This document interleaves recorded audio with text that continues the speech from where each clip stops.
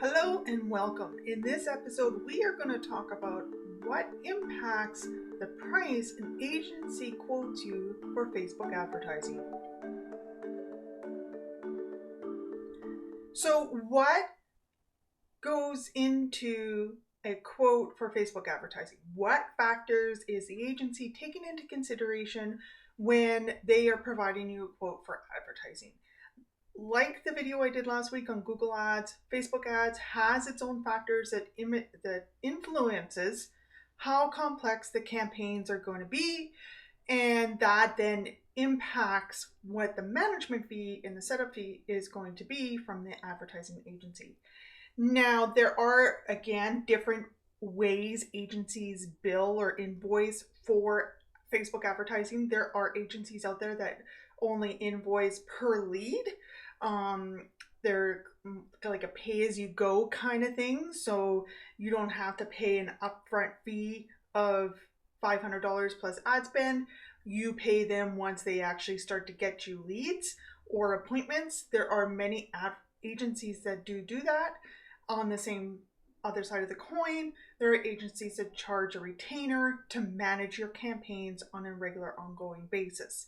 In true honesty, as someone on the inside, don't pay per lead or per appointment, because trust me, you're actually going to end up paying more per appointment or per lead than if you just had them on retainer. That's the trick to it. It sounds really good up front, but when you start to do the math, retainer versus pay per lead, you usually end up paying more when you pay per lead. That being said, there are situations where even I will do a pay per lead. It depends on what it is and what the client is about.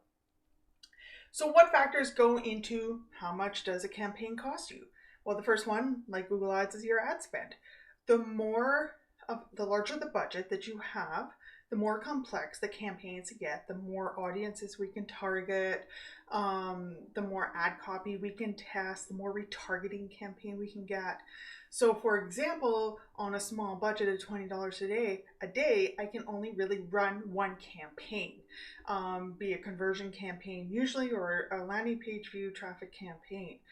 But if I'm doing $100 a day or $200 a day, I can actually start to build out complex, intricate retargeting campaigns to push people through the funnel using advertising. But there's two factors to that. One is not just the ad budget, but how large are the audiences. So that's usually what comes into my mind when I start to quote for a prop for doing some management fees, is how large are the audiences that I get to use for retargeting, because that determines how complex the retargeting campaigns are going to be. Am I able to retarget, just using e-commerce an example, add to cart, checkout, backing up. Am I able to retarget people that visit particular product pages, category pages, add to cart, or checkout? If the budget is small and or there's not enough traffic to those pages, especially the checkout page, I can't run the campaigns. So on Facebook themselves will tell you need at least 100 people in a custom audience to retarget them, and even then you can only really use a reach campaign to get to them. If you were going to do, say, a conversion campaign for someone who's at the checkout stage, you almost need 1,000 people hitting that checkout stage page in the last 180 days. Ideally only 30 days or even shorter. It really depends on the product, but if someone abandons cart, you could in theory do 180 days. So those are the complexities that come into play when setting, quoting for a campaign. What's the budget and how complex can I do the retargeting? And the audience size has more to do with it than the budget, but a larger budget means I can put more budget at the top of the funnel to start pushing people through to the bottom and middle and bottom of the funnel. Various elements that can push the costs of a project up. The biggest one is video, not in uploading the video, but if video creation is required, that can be a huge, quickly add 3-4 figures to a quote simply if the video has to be created. Video is a huge commitment, very effective, but a huge commitment. So I usually don't start there, especially with a new client, unless they really have their heart centered on it. So various things that you can look for when you're trying to find an agency to partner with to do Facebook advertising for your business. Ask them what their partner status is. It's actually pretty easy to get just the basic level of partner. It's only, if I checked just last week, about $10,000 in, is it the last month or the last 3 months, in order to reach partner status. That's not what they call it, preferential premier partner status. They have 3 levels of partner status, but the very entry level I think is only $10K. So ask for that. You can ask them if they have blueprint certifications, but I'll be honest, I don't even have the blueprint certifications because I think it's a ripoff.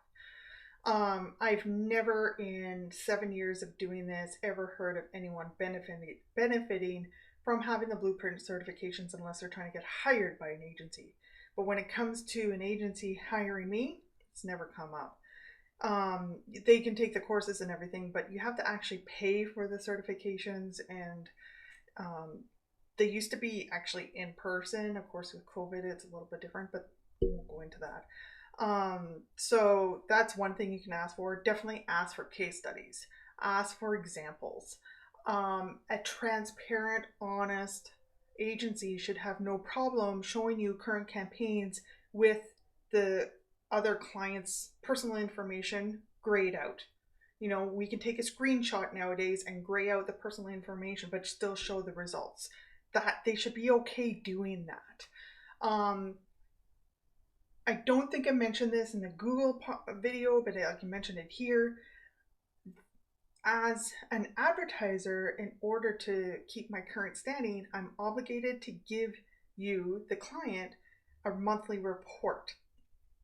In that report needs to show how much went to my management fee and how much went to the ad spend. Many agencies, myself included, require that the client pays for the ad spend and then just pays me the management fee to keep it a little bit simpler. Some agencies don't, they pay for it all. There's no right or wrong reason, but they have to be providing monthly reports showing the breakdown and the campaign results. And if an agency is not providing you with monthly reports and kind of skirting around the issue, makes you wonder, what are they hiding? And it's actually in the advertising policy that you must provide monthly reports for Google and Facebook. Big red flag if they're not providing those and not being upfront. I even have the capabilities of adding a client portal where they can go in and look at all of their campaigns across the board at any time they want. They get their own login. So those are various elements that goes into setting up campaigns for Facebook advertising, and as an agency, what factors I take into play to provide the quote for the prospective business. If you have any questions about that, throw it in the comments. Let me know if I missed something or something wasn't clear. Let me know. I'll do another video and bridge the two together. Thanks.